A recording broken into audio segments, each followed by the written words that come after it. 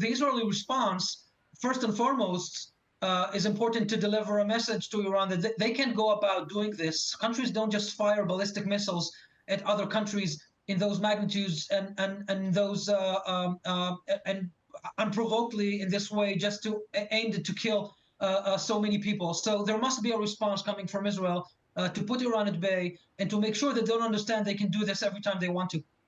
Right, but the question is, should that response be a message? Should it be overwhelming? Should it be targeting key installations, nuclear power, that kind of infrastructure? What sort of scale should it be on? So again, let me start by saying what happened before. After Iran shot some 300 projectiles in Israel, about a third of them were ballistic missiles. So about half of what they fired yesterday. Israel decided to respond very symbolically. A few days later, we fired a single missile that Iran could not intercept that hit one of their military facilities. And the message was, you cannot penetrate our air defenses, but we can penetrate your air defenses, and we can incur a lot of damage on Iran if needed. Please stop. That did not work. So, just messaging and signaling, I think, will not be a proper response at this point. The fact that the Americans, and in fact also the UK and all of the major European countries, have been telling Iran for weeks now, don't do this. This is inappropriate. Do not escalate the region into war. Do not fire ballistic missiles on Israel. And yet they did do it. So I guess messaging is not enough coming to prevent Iran from doing this. I don't want to get into the specifics of what Israel will choose to do. Their deliberations among the cabinet and the security establishment is weighing the options. But I can tell you that it's very clear for Israel perspective. This will not be an act to open a regional war. Israel is not interested in a regional war. In fact, I think Israel is interested in starting to put things back together, where it's going to be a one-year anniversary of the Hamas attack from Gaza on October 7th, just next week. In a matter of few days, this war has been waging for a year now, and this was never Israel's intention. What's happening now in Lebanon is also not in Israel's intention. The fact that we have superior intelligence and superior capabilities, we're using them because we want to defend our own civilians and to get them back to their homes. We shouldn't view what Israel will do now as an open aggression of a regional war. This is not the intention, I'm sure, not by any government in Israel, even this government that is making those decisions right now. But we must make a statement, more than a statement, an action that will prove to the Iranians and make them understand that they cannot just keep on firing ballistic missiles at Israel. The question is, what do you think is achievable? Is this a question of putting Iran back by 10 years or 20 years in terms of its ability to attack in the future? Is it this, rather horrible phrase, mowing the lawn in Iran, the same way as Israel is perceived to be doing with Hamas and with Hezbollah? Is it essentially the same purpose? This cannot be the same purpose. Iran is 2,000 kilometers away, and mowing the lawn is not a good strategy, I think, also in Gaza and Lebanon. This is not what Israel should be doing strategically. We should aim at fundamental change in what's happening there. The Israeli objectives on Iran are very clear. The Iranian nuclear ambitions are very dangerous, not only to Israel, but to the entire world. The doctrine or the ideology of the revolutionary regime in Iran is very dangerous for Israel, in fact, to the entire region. They're claiming that they want to eradicate Israel off the face of the map. And this is, of course, very, very dangerous. It doesn't mean that Israel can or needs to tackle this today in response to what Iran just did. But it is important to understand that when Iran looks at Israel, they look at it as an entity that they need to wipe off the map. And they've been building this ring of fire around us and have been funding and pushing arms and equipment and money and ideology to those proxy organizations so they can do this work for them. And in fact, what's happened over the last year, Israel has been fighting on 7 different fronts. All of them are backed by Iran. All of them are pushed by Iran to do this at us. This puts Israel in a very delicate situation. And I think it's important for the audience and the viewers to understand that Israel is, in fact, fighting for our lives after being attacked so brutally over and over again. This doesn't mean that Israel needs to today start and open a regional war. I don't think this is what we should expect, but we should expect what Israel should expect from the international community to understand this and also to join this effort, because Iran is not just Israel's problem. Right, but in that case, what you seem to be talking about is fundamentally changing the dynamics of the Middle East. Isn't the fact that every time Israel has tried to do that, it has failed? Well, I don't think that Israel has tried to militarily change the dynamics of the Middle East. In fact, if you look at the history, it's been 20 years since the Second Lebanese War almost, right? It was in 2006. It was a war of 35 days, and it ended with a resolution 1701, a diplomatic resolution with the aim to change the landscape of the Middle East diplomatically. Well, that clearly didn't work. For the last 20 years, since 2006, Israel did not engage in any meaningful war. We had several campaigns in Gaza because they were firing us, and we needed to fire back. But Israel did not engage in a massive military campaign in a very long period of time until October 7 came, and they decided to infiltrate Israel, penetrate our communities, and brutalize our people. So I wouldn't say that Israel has tried over and over again to do this and has failed. In fact, I think that Israel has tried other means of reaching agreements and diplomatic resolutions to our conflicts, and these actually have failed. That does not mean that Israel needs to go to war. Okay. I don't think Israel needs to go to war. This is not in our interests. But to claim that Israel has tried militarily, that wouldn't be accurate. Can we talk about Gaza then for a moment? Because almost a year on, after October the 7th, more than 40,000 people killed in Gaza. Today, there are another 60 people dead, and Israel has still not defeated Hamas. I mean, where is the strategy there, and why is it going wrong? Well, first of all, Israel's objective vis-a-vis Gaza are clear. We want to get the hostages back. We want to be able to bring our people back, and we want to create conditions in Gaza where Hamas cannot attempt another October 7 and succeed, God forbid, in the future. Hamas capabilities have been eroded. Many of the casualties in Gaza are, in fact, Hamas operatives bearing arms targeted, and the fact that they are hiding underneath and among civilians makes it very difficult. As I say, the fact that Hamas as you know, thousands are children, thousands are civilians. I'm not objecting that. What I'm saying is the fact that Hamas is fighting Israel from within those civilian communities and not putting them in shelter, not allowing those kids to go into the tunnels that they've dug underneath their ground. The volume of the tunneling system in Gaza is more than the metro in New York could have housed many, if not all, of the civilians during the fighting. Hamas won't allow their civilians to go underground and to take shelter. They would rather fire rockets at the Israeli communities from within those civilian population. And the outcome is a very ugly war that has been waging for way too long. This war can end. Hamas needs to release our hostages. There are 101 hostages still in Gaza. Our government estimates that about half of them are still alive. They need to be released so that we can continue to work on how to reconstruct Gaza in different means. This is in the hands of Hamas. Sinwar has been very stubborn in recent months. Prime Minister Netanyahu has agreed to the Biden conditions as far as May of 31st, and Sinwar is still to agree to these terms. It's been 5 months or 4 months already. And this war can end if we can get the hostages back and Hamas would lay down their arms. So let's just talk about Lebanon for a moment, because what we've seen in the first days of this war is Israeli forces getting into trouble and Israel taking losses and soldiers losing their lives. You know, this operation to push Hezbollah back just a few kilometers is not looking nearly as straightforward as many Israelis thought it would be just a week ago. I don't think serious Israelis thought this will be straightforward. Israel has been in war with Hezbollah consecutively. You're talking about the ground incursion that started 3 days ago. But in fact, over the last 2 weeks or so, Israel's efforts, Israel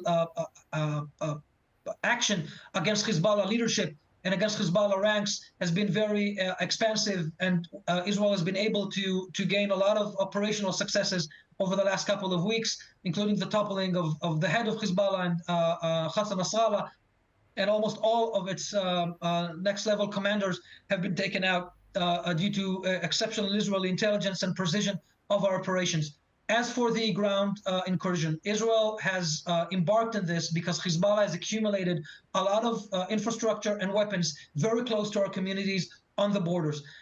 Intelligence that Israeli commando units have been gathering over the last several weeks have given us the details and the amounts of that. And eventually the government decided to send in the troops so that we can dismantle those infrastructure close to the border. We need to get some 60,000 Israelis back to their homes who left their homes because of the fear of Hezbollah invasion into their communities across the border. I expect this operation to end soon. Of course, it is dangerous, and unfortunately, the toll is very high, way higher than we've known so far, because the families need to know about their loved ones before it's public outside in the press. But indeed, it is a heavy toll. My hope is that this how ground soon is the question, operation will end soon. I'm sorry? Well, how soon? You know, when a year into Gaza, where there are fewer forces, there are fewer Hamas fighters than there are Hezbollah fighters, and you are still fighting them, how soon do you think this war in Lebanon could be over? Well, Israel has no intention to get into the entire Lebanon or even the entire south of Lebanon the way that we did in Gaza. This is not the intention. And the number of Radwan operatives close to the border are not very high compared to what we have seen in Gaza. But they are well trained. Hezbollah, unfortunately, have been trained over many, many years, and exactly for this scenario. I cannot tell you how long this will take. It's a decision to be taken by the government of Israel. I don't work in the government. I don't advise the government. So I can't tell you how long this will happen. I can tell you what I believe. We need to finish this work in the near future, hopefully very, very soon. And we must move to a set of arrangements that would push Hezbollah north of the Litani River so that they do not have all of this accumulated weaponry and the ability to infiltrate our communities as they wish. And it will be for the IDF to then enforce this movement of Hezbollah to the north and to act to violations once they do it, so that we can keep our north safe. There is no dispute. There is no ground dispute. There is no border dispute over this that is meaningful. There is no reason for Hezbollah to be attacking our northern border. The fact that they do this is just because they want to keep on this resistant wave and to continue to think that they can crumble Israel from within. This will not happen. Israel is here to stay. And hopefully peaceful and reasonable arrangements can make this sustainable for many years to come. I mean, do you accept that ultimately resolution in Gaza is the only thing that can lead to a political settlement? And that while you can fight, ultimately the only thing that brings peace is politics and talks. And so you are going to have to ultimately do a deal over the future of the Palestinians. Well, you know, the situation was stable before October 7th. It's Hamas that opened the war. Israel did not open this war with Gaza. I truly believe that we need a resolution in Gaza. As I said before, there are 101 hostages held by Hamas that I want released. And if proper security arrangements but a deal are means made, a state. Then well, the audience must know that Israel has withdrawn completely from Gaza back in 2005 in the disengagement and gave Gaza to the Palestinian Authority to rule. The fact that Hamas took over from the Palestinian Authority by violence, by the way, they killed Palestinian Authority officials to do that. Hamas has been governing the whole of Gaza since 2006, 2007. They used it to fire rockets at Israeli civilians. So, you know, the concept that we give them land and then they turn it into bases to attack Israel, this cannot be acceptable by the Israeli public or by the Israeli governance. We definitely want arrangement with the Palestinians. We definitely would want pragmatic civilian governance in Gaza that would be more focused on the better good of their own civilians than on coming after us, firing rockets at us, and infiltrating our communities. There are many arrangements that can be done if this was the case. Israel did not give Gaza to Hamas. Hamas took over from the Palestinian Authority in Gaza almost 20 years ago, and this is what they've done with the territory that they got. We need to be very clear about what happened and why over the course of history when we look at that. Hamas is a terror organization, and their purpose is to eradicate Israel, more unfortunately than to take care good of their civilians back in Gaza. I mean, just finally, I mean, do you understand why people might be confused by the messaging coming out of Israel that says you do not want a regional war, when you are currently fighting in Lebanon and Gaza and possibly Yemen and Syria? And now Iran is what is next promised. I mean, the fact is, you are in a regional war. Well, I think the reason there is confusion there is that people seemingly forgot that all of those fronts opened at Israel, and not Israel opened any of them. Hamas attacked our communities on October 7th. Hezbollah started firing rockets at us on October 8th. Yemen started firing ballistic missiles and cruise missiles in Israel after that. Iran fired at Israel on April of 13th, out of the blue. First time they fired projectiles at Israel, and the same on all the other proxies. I mean, Israel is in response mode. That may be the Israeli no, just a second, let me finish. No, please let me finish. This is not an explanation. I think this is reality. What people tend to forget is that the fact that Israel's military is capable, the fact that we have good defenses, and then the damage on Israeli civilians is limited because we actually defend our people, because we value defending our people more than causing damage to our adversaries and enemies. This is what is making people confused, because they look at Israel and they see more people are dead on the other side than in Israel. Well, maybe because we're defending our people. We build shelters for them. We give them place to go and hide while people are attacking us. Israel did not start any of those conflicts. Yes, indeed, we're fighting 7 fronts that were all imposed on us. And my hope is, and I think that all of the Israelis hope for the new year that starts today in Israel, the Jewish New Year that starts today, that the next year will not be a year of war. It will not be a year of fighting. They need to put their weapons down. They need to stop getting at us, and they need to stop trying to eradicate us from the face of the earth. Maybe this should be the blessing for the new Jewish year that is starting today.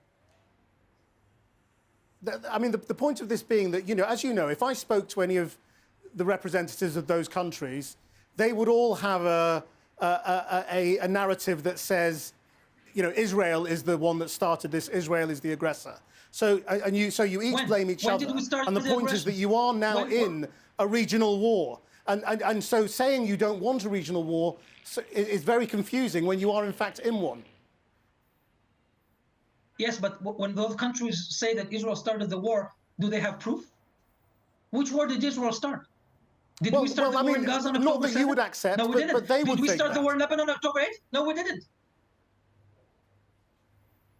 Yeah, but what happened before that is what they would say. I mean, I'm not trying to rehearse the arguments, but as you know, they all have a reason for why they are at war with you, which they believe in and is at odds with what you believe. And that's the nature of the dispute and the nature of the war.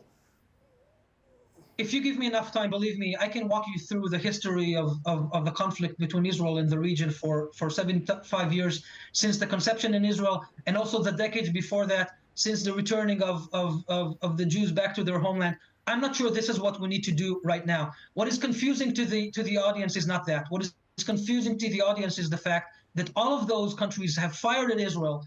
We're responding to defend our people, and the outcome doesn't look the way they all want it to happen. And I'm very sorry about that. I'm very sorry that we need to defend the fact that we are good in our ability to intercept Iranian rockets fired at us and to keep our civilians as safe as possible while they're being bombarded by barrages of rockets and mortars. This is not something Israel needs to apologize for. This is something Israel needs to be proud of. And I wish the international community would understand that Israel is a democracy fighting in the region against 7 different fronts. All of them have started firing at us, and we're still able to maintain our way of life as a liberal democratic country. We should get more credit for that as we do that. Eyal Hulata, thank you very much indeed. You're welcome.